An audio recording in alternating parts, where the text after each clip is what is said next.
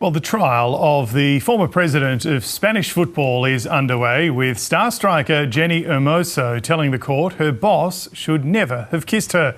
Luis Rubiales planted a kiss on her lips moments after the team won the World Cup in Australia, sparking global outrage. Our Europe correspondent is in Madrid and joins us now. Catherine Diss, lovely to see you.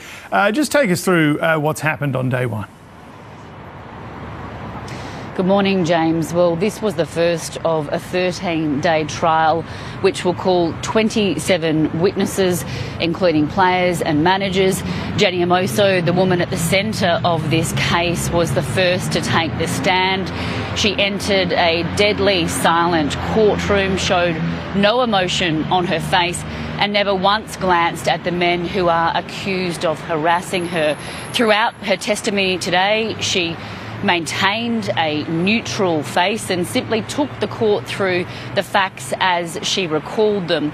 She spoke about how she felt after her boss, Luis Rubiales, kissed her in front of tens of millions of viewers around the world, but also the coercion by not just him, but also her coach and two other directors of the federation that also followed. So Luis Rubiales isn't the only man on trial here. He's charged with sexual assault and coercion, but also her former coach and two other directors are also charged with conspiring to coerce her into publicly declaring that the kiss was consensual.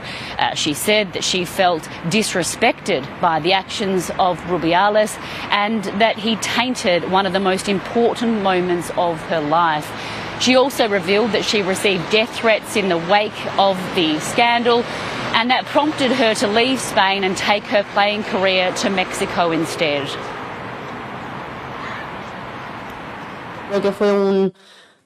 I felt disrespected. I think it was a moment that tainted one of the happiest days of my life. And for me, it is very important to say at no time did I seek that act, and much less did I expect it, because I believe that my person was disrespected. And Catherine, so what's all this mean for Spain, and what can we expect from the rest of the trial? Well, this really is a big moment for Spain, James. This is the most high-profile test of the country's tough new sexual assault laws, which enforce jail time for acts that are found to be non-consensual. It's also a moment of reflection for a country which has long struggled to overcome ingrained sexism and misogyny, not just in women's sport, but society in general.